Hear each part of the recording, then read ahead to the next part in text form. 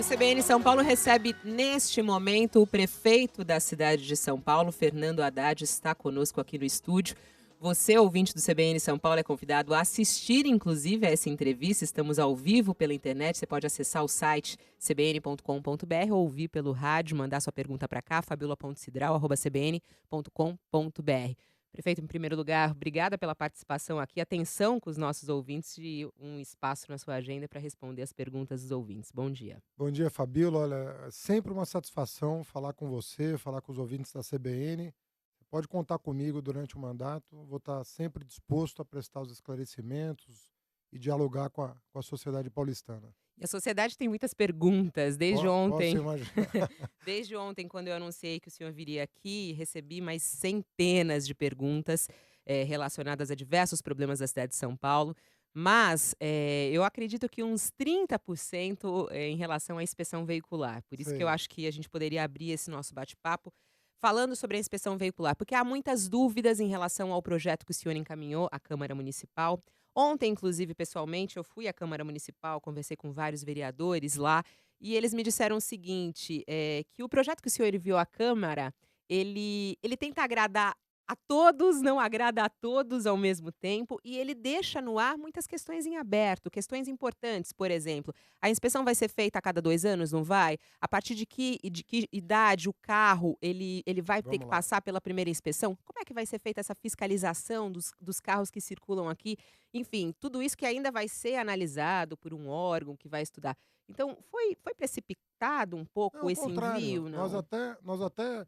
Eu queria ter mandado antes o projeto de lei, mas à luz do debate que estava acontecendo, primeiro, vamos falar a verdade, né? Essa inspeção veicular foi um grande tiro no pé da cidade de São Paulo. Foi um equívoco de ponta a ponta. A começar dessa empresa, essa Controlar, que é uma empresa, assim, fazendo um paralelo com a lei da ficha limpa, é uma empresa ficha suja, para dizer o mínimo, né? É uma empresa que foi condenada já em segunda instância, apresentou um recurso agora sem efeito suspensivo, mas é uma empresa condenada em segunda instância, num processo iniciado pelo Ministério Público. Agora há um novo processo contra essa mesma empresa por fraude na integralização do seu capital. Isso resvala, inclusive, para o âmbito criminal.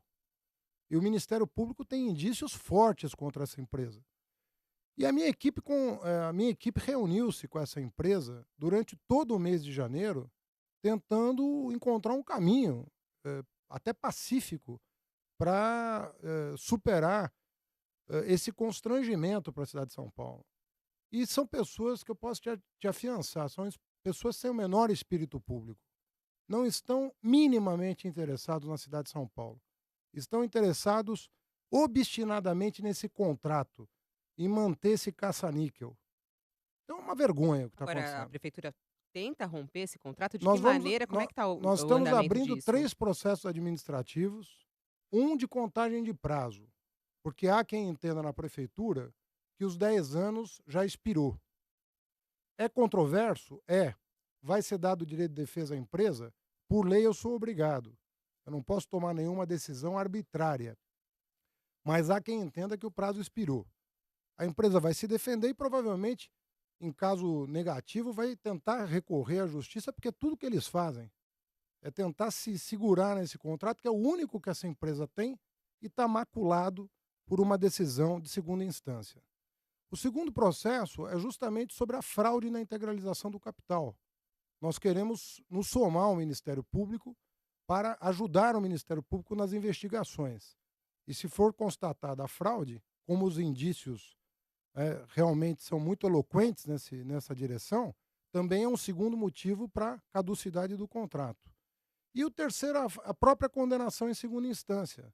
Há um decreto, inclusive da prefeita Marta, dizendo que a cidade não pode manter contrato com quem tem a condenação em segunda instância, como é o caso da Controlar. E aí é o recurso agora extraordinário que eles impetraram, que vai ser objeto de discussão. Seu desejo rasgar esse contrato. Esse É, contrato, não, agora além disso, hum. Fabíola, o pior não é isso. O pior é que não existe inspeção numa cidade só. A frota de São Paulo está sendo licenciada nas cidades vizinhas para fugir da inspeção. A previsão é que nós percamos R$ 1 bilhão em IPVA nos próximos 4 anos. Precisando de escola, precisando de hospital, precisando de corredor de ônibus, vai perder R$ 1 bilhão, né?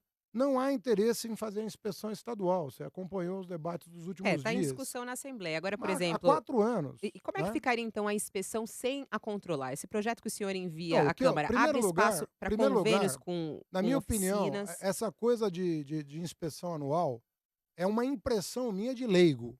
Eu estou me confessando aqui, leigo no assunto. Por isso que eu vou contratar o IPT, que é o Instituto de Pesquisas Tecnológicas da USP, para dar a palavra técnica final sobre a periodicidade adequada para a emissão de poluentes. Mas eu E quando que vem acompanhei. essa resposta? Não, vamos vir, a gente vai contratar o IPT já está trabalhando até informalmente, antes mesmo da assinatura do contrato. Mas agora, no primeiro semestre, nós queremos Porque essa tudo isso. resposta tem que estar lá na Câmara, Não, né? não, Não? a lei remete para o estudo. Tá. Então, podemos aprovar a lei. Agora, eu estudei a legislação internacional. Pouquíssimos países, em geral subdesenvolvidos, têm a inspeção anual. A maioria dos países dá liberdade para o comprador do veículo novo de ficar 3, 4 anos, né, com a garantia de fábrica. A fábrica tem que se responsabilizar pela qualidade do produto que vendeu. Depois de um tempo, faça a inspeção bianual. E depois de um tempo maior, 10 anos em geral, você faz a inspeção anual. Não é justo você tratar os carros desiguais de maneira igual. Um carro a diesel é uma coisa, um carro flex é outra. Um carro de 10 anos é uma coisa, um carro que acabou de sair do pátio da concessionária é outra. O que, que eu quero do IPT? Tecnicamente, sem pressão de lobby. Porque você sabe, o Mas fica um lobby. ponto de interrogação nesse projeto, Não, não né? fica não, É o porque, IPT que vai decidir isso. lógico, porque o IPT não vai ficar sob a pressão nem do poder público e nem do poder econômico. O IPT são engenheiros, são técnicos, são acadêmicos, que não vão aceitar pressão política e econômica para dar um parecer sobre a cidade de São Paulo. Na sua ideia, inicialmente, a cada 2 anos A e minha ideia é carros a essa. partir de 5 Agora, anos. veja bem, eu tenho humildade suficiente para dizer o seguinte: olha, se a legislação internacional está toda errada, e o IPT disser, olha, no caso do Brasil, em virtude da qualidade do combustível, da qualidade dos motores, é melhor fazer de outro jeito, tudo bem. Agora, eu quero base, já que nós vamos investir R$ 150 milhões nisso, que seja para o bem da cidade e não para o bem de uma empresa. Inclusive, né, esse valor, né, R$ 150 milhões que vão ser gastos para pagar a inspeção veicular, dar o reembolso a quem Isso. faz a inspeção. E aí muitas pessoas mandam reclamação aqui, por exemplo, o Alex Barro fala: "O senhor acha justo usar 50% da arrecadação do IPVA do município, É menos de dez por que é cento. menos de dez por Menos de cento, dez né, por cento. que vai usar do IPVA, do valor do". Menos de dez por Ele fala assim: cento. "Acha justo a pessoa, por exemplo, quem Acho sofre justo. mais é". Acho justo pelo seguinte: o paulista é o que paga mais IPVA no Brasil. Você, ouvinte, paga 4% de alíquota de IPVA, 2% fica com a prefeitura. São quase R$ 2 bilhões de arrecadação. Então é menos de 10% do IPVA Mas o que eles perguntam se é para que você. justo. Não, o que é injusto é eu perder a arrecadação de IPVA para o carro se Não, o que licenciar as pessoas fora. acham injusto, prefeito, deixa eu só concluir, é o seguinte: a pessoa, por exemplo, que não tem carro é a mais penalizada na cidade de São Paulo, que utiliza o transporte público e sofre muito. É o que eu recebi demais aqui dos ouvintes. Será que é justo a pessoa que não tem carro também bancar essa taxa Mas de quem não tem inspeção? carro não paga IPVA. Mas o IPVA, o recurso do IPVA, ele é usado em várias coisas, como saúde e educação. Quer dizer, esse dinheiro sai Não, de uma mas. área para ir Não, para não, mas o outra. dinheiro da saúde e educação do IPVA é garantido constitucionalmente. Esse não pode ser Mas, usado. já que a cidade está com dificuldades de investimento até, tirar R$ 150 milhões para Mas o que, que pagar é? a taxa de inspeção não é injusto? Olha, isso foi debate de campanha e nós ganhamos a eleição propondo o fim da taxa. As pessoas vão agora criticar o fato de eu estar cumprindo uma promessa de campanha. Qual é o jogo da democracia? O jogo é eu cumprir o meu programa de governo. Como é que eu vou chegar para a população e falar, olha, apesar de ter ganho a eleição com essa bandeira, eu vou rever agora a bandeira que eu defendi durante a campanha? O que que é democracia? É você transparentemente apresentar um plano de governo e executar. Se não conseguiu executar, tem que se explicar por que, que não conseguiu.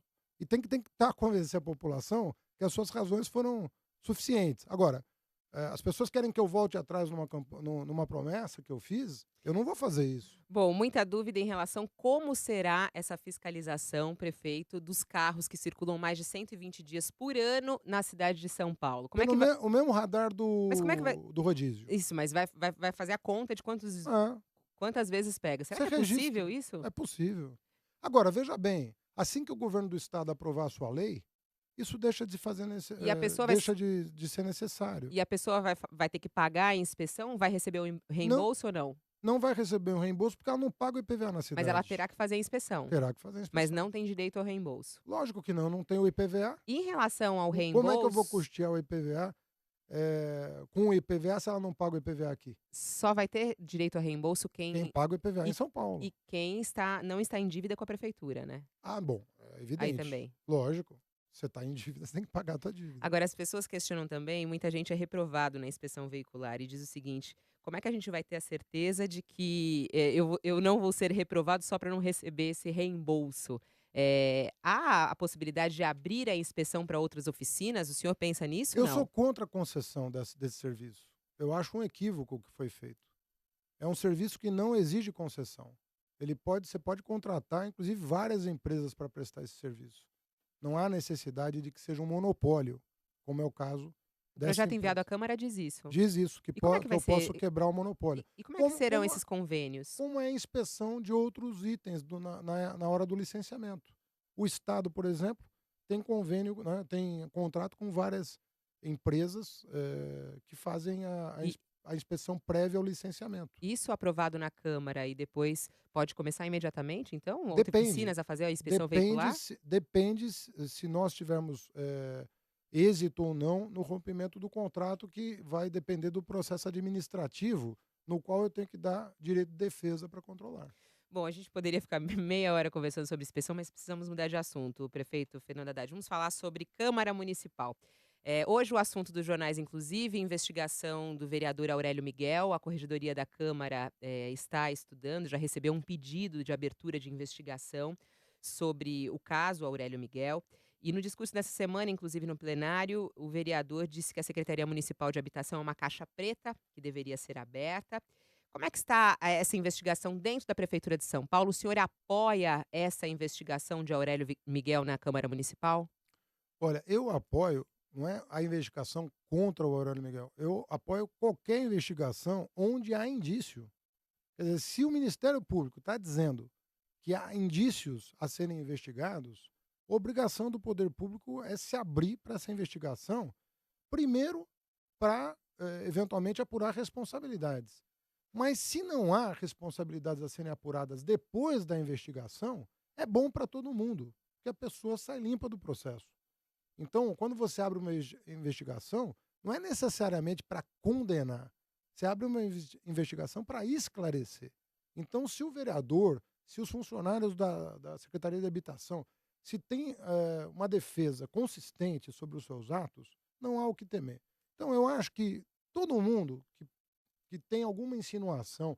Agora, tem que haver uma denúncia concreta. Quer dizer, tem que haver assim, olha, tem um indício concreto de que E tem houve. esse indício, E, né, pelo é, Ministério Público, inclusive exatamente. pediu a abertura por Exatamente. quebra de Então, se sigilo. há um indício e o Ministério Público entende que exige a investigação, até para a pessoa que está sendo investigada, na minha opinião, é bom. Então a sua recomendação, inclusive para a bancada do seu partido na Câmara, é que apoie essa investigação. A minha recomendação é para todo mundo que tem algum indício, né? Se isso vale para mim, isso vale para qualquer pessoa da minha equipe, isso vale para qualquer vereador. Se o Ministério Público tem indícios, tem dúvidas sobre o comportamento de quem quer que seja, nós temos que ajudar o Ministério Público a entender o que aconteceu e apurar as responsabilidades. Então, eu respondo pelo Executivo, eu não respondo pelo Legislativo. Pelo Mas o Executivo, senhor influencia bastante lógico, no não, Legislativo, né? a nossa bancada, os nossos vereadores vão colaborar com o Ministério Público no que for necessário. Inclusive, você sabe que houve uma insinuação de que o meu secretário de governo, à época vereador, Que era o presidente que era não, o relator era o da CPI relator. do Ele já IPTU. falou para mim, olha, eu estou à disposição do Ministério Público. Agora, tem que haver um indício e uma denúncia. E já existe o indício e a denúncia. Contra ele, não. Não, contra o Não, vereador Aurélio Miguel, contra o vereador Aurélio Miguel. Então, eu acho que para o próprio vereador é importante o esclarecimento. Você não pode ficar com a pecha. Se você está seguro do teu comportamento, você não pode temer o esclarecimento. Senão você vai ficar com a pecha de que enriqueceu ilicitamente e quando isso pode não ter acontecido. Então, se a pessoa está segura do seu comportamento, ela não pode temer investigação. Isso vale para o meu governo também. Ô, prefeito, inclusive o senhor está na prefeitura, óbvio, e em relação à investigação que ocorre dentro da prefeitura do caso Aref, o que já foi descoberto? Quem está comandando isso? Como está o Não, andamento uma disso? boa parte já não está na prefeitura. Mas ainda tem alguma Uma, investigação dentro da prefeitura, da tem a secretaria? Controladoria Geral do município que eu criei. Isso é bom que o ouvinte saiba. Eu criei uma Controladoria Geral do município. Esse controlador é uma pessoa que tem carta branca para investigar tudo, toda denúncia que chegar ao seu conhecimento. Ele era o antigo secretário nacional de combate à corrupção, uma pessoa com reconhecimento internacional, não é meu amigo, foi indicado como uma pessoa para montar a controladoria. Se você tem uma denúncia, se você tem. O que ele já descobriu nesses tempos de trabalho lá? Não, ele foi o último secretário a ser nomeado. Foi Mas já lhe nomeado. trouxe alguma coisa ou Não, não? por exemplo, nós abrimos uma investigação sobre as outorgas onerosas. Ele está fazendo, nesse momento, a compilação das outorgas onerosas que foram emitidas pela Prefeitura de São Paulo, porque há indícios de que tem havido desvio de recurso quando você dá ao incorporador potencial construtivo. Você sabe que para você construir acima de um determinado gabarito, você tem que pagar uma outorga. E há indícios de que as guias de recolhimento não batem com o que de fato caiu no Tesouro Nacional. Tem uma discrepância. Então, um trabalho que nós já designamos ele para fazer é a apuração fina, porque nós podemos estar falando de um volume de recursos bastante considerável. Bom, vamos com perguntas de ouvinte. A Vera Moreira mandou uma mensagem. A cidade está abandonada há 45 dias depois da nova administração, diz ela aqui. Tem mato demais pela cidade, buracos, lixo espalhado onde não se via antes. Exemplos, na periferia do Jaçanã, Alto Curuvi, onde eu moro, tem mato alto e o perigo é grande. Nas imediações da estação Armênia, na Avenida Tiradentes, o mato está alto, lixo demasiado, ponto com os craqueiros, enfim. Ela diz aqui que a cidade está abandonada com muito mato e muita sujeira. As subprefeituras pararam de trabalhar, já iniciaram seu trabalho? É a pergunta da Vera. Olha, na verdade, tem muitos contratos que tiveram que ser retomados na Prefeitura de São Paulo, porque pararam. A Vera está contando a partir de janeiro, mas eu conto a partir da eleição. Depois da eleição, depois do resultado eleitoral, muitos contratos foram paralisados, infelizmente. Inclusive, hoje mesmo tem uma notícia na Folha de São Paulo, dando conta de que crianças foram matriculadas em escolas em construção, 4.000 crianças estão sem aula. cujas obras foram paralisadas depois da eleição. Então teve muito contrato que foi suspenso logo depois da minha eleição. Então, esse é o motivo. Então não é, ela conta a partir do dia 1º de janeiro, mas eu conto a partir de 28 de outubro. Aliás, em resposta a essas crianças, 4.000 crianças sem aula, qual é a solução imediata que a prefeitura vai dar para essas crianças agora? As crianças vão ter que ser realocadas em escolas que estejam funcionando e as obras retomadas para que em 30, 60 dias estejam em condições de recebê-las. Você não pode matricular uma criança numa escola que está em obras, imaginando que essa obra vai terminar antes do início do período letivo. Chuva, prefeito Fernando Haddad, chuva. A prefeitura vai cobrar e viabilizar, principalmente, o enterramento de fios na cidade de São Paulo? Por que aquele projeto aprovado na Câmara há muito tempo, obrigando o enterramento de fios, ele não é cumprido? A prefeitura está na justiça contra a Eletropaulo, por exemplo, nesse sentido? Está, mas infelizmente nós estamos perdendo na justiça para a Eletropaulo. A Eletropaulo está ganhando na justiça esse debate de que não tem obrigação de enterrar os fios. Então nós vamos ter que voltar a sentar com a Eletropaulo para repensar o modelo que foi pensado originalmente e que a justiça bloqueou. Então hoje não é por falta de empenho da prefeitura. Na verdade, a justiça entendeu que a lei municipal não poderia obrigar uma concessionária de serviço público, que não é municipal, a adotar um procedimento que onerasse os seus custos sem previsão de contrapartida, ou seja, sem a remuneração prevista no edital da privatização. A privatização, quando a Eletropaulo foi vendida, não previu o enterramento dos fios. Aliás, não previu muita coisa a privatização. As empresas foram vendidas sem os cuidados devidos. Queda de 130 árvores em poucas horas de chuva, isso não é normal numa cidade, né? A gente já entrevistou especialistas sobre isso. Como é que está o trabalho de verificação dessas árvores em São Paulo? Tem algum estudo? Como é que o senhor analisa essa fragilidade em relação às árvores e também para a retirada dessas árvores para liberação de trânsito e também restabelecimento de energia? Olha, aí são duas coisas importantes. A primeira é que os serviços da prefeitura, eles não são estruturados de maneira adequada. Eu vou te dar um exemplo que já foi resolvido. Você sabe que a empresa que limpava a Boca de Lobo era uma ligada a uma secretaria. E a limpeza que limpava o ramal da Boca de Lobo era outra em outra secretaria. Resultado, uma empresa ia limpar a Boca de Lobo e nem sempre a outra empresa ia limpar o ramal. Isso acontece, hoje não é mais assim. As empresas estão sendo coordenadas para fazer um trabalho comum. No caso da poda de árvore, seja por árvore caída ou não, ela não é uma atividade coordenada hoje na prefeitura. Então nós vamos ter que coordenar as ações, né, da prefeitura com a Eletropaulo para que essas ações coordenadas melhorem a efetividade do serviço. Agora, há também que dizer o seguinte, tem um outro ponto da questão, que é a legislação ambiental, que precisa ser simplificada. Muitas vezes, um agrônomo da subprefeitura dá uma árvore como condenada, mas se o agrônomo da Secretaria do Verde não atesta, a subprefeitura fica impedida de remover aquela árvore. Não é razoável eu precisar do laudo de 2 agrônomos para constatar que aquela árvore está doente e uma ventania mais forte ou uma chuva mais forte vai derrubá-la. Então, o que nós vamos fazer?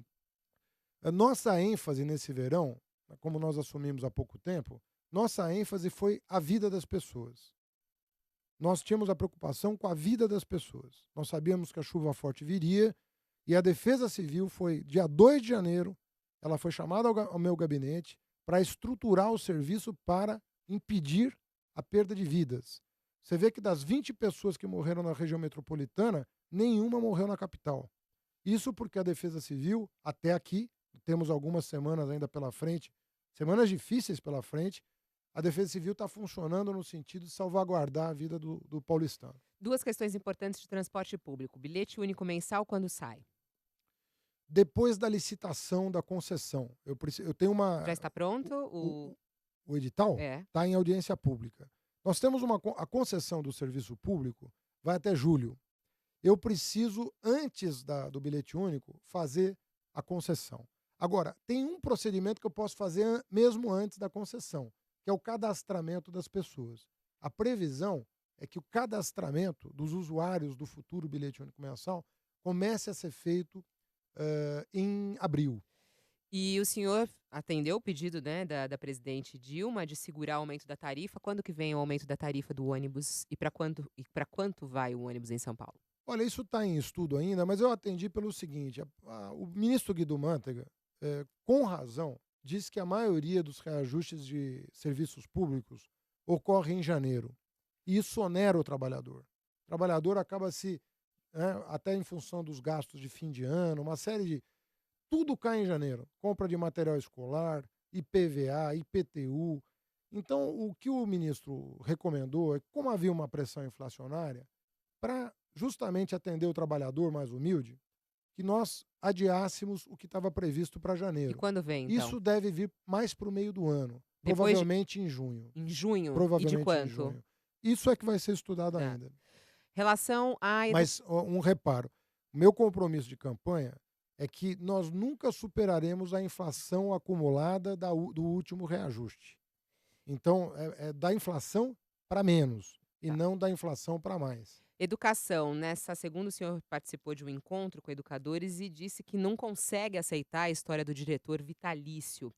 O senhor tem o poder de mudar isso. O senhor pretende mudar isso? Pretende fazer eleição para a escolha de diretores em São Paulo? Ou vai ser por indicação política? Como é que o senhor quer mudar isso? Não, a indicação política é nefasta, é completamente inapropriada para a escolha de diretor.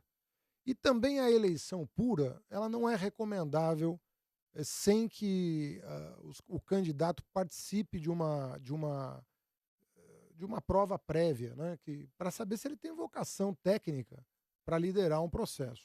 Então, o ideal é combinar as duas virtudes: a daquele que tem conhecimento técnico para liderar processo, mas que tem legitimidade também da comunidade para isso. O modelo de São Paulo é quase único no Brasil, né? Você tem um concurso e o diretor de escola. Eu quero conversar com a categoria. Mas seu desejo, o que que é? Olha, eu acho que o diretor de escola tem que ter compromisso com o resultado. E nós temos hoje indicadores de resultado. Então, o que eu quero é promover, junto aos diretores de escola, um pacto pela qualidade da educação. Você sabe que São Paulo foi das 26 capitais do Brasil, dos estados, nós tivemos 6 casos de não cumprimento de metas de qualidade. Infelizmente, São Paulo foi uma das capitais que não cumpriu metas de Mas o senhor vai qualidade. mudar isso, então, em Eu, relação ao eu, diretor? eu quero que os diretores tenham compromisso com metas. Quer dizer, não tem cabimento o prefeito assinar um compromisso com metas e o sistema não se comprometer com O elas. senhor, inclusive, de se comprometeu, o senhor prometeu, quando esteve aqui em janeiro, fechar convênios com clínicas e médicos particulares para desafogar a fila de espera. Sim, Até agora não saiu. Como é que está isso? está previsto. Pô, você imagina o que é o credenciamento disso, o cadastramento disso. Tudo isso exige o respeito à lei, né? Não posso sair por aí contratando quem eu quiser. A Secretaria de Saúde está prevendo para março o início das atividades da Hora Certa, da Rede Hora Certa. Rede Hora Certa, conforme o compromisso de campanha, é aqueles exames e cirurgias eletivas, né, que com hora marcada, a fila começasse Mas a andar. e esses convênios, quando saem? Então, o início dos Mas trabalhos, não é da rede, esse. já Já com já com a, clínicas particulares e médicos particulares. e com a rede já conveniada com a Começo prefeitura. de março. A ideia é em março. Tá certo. Bom, prefeito Fernando Haddad, agradeço a sua participação, meia hora voou. É verdade. E espero recebê-lo aqui outras vezes. Eu te agradeço. Muito obrigado. CBN São Paulo.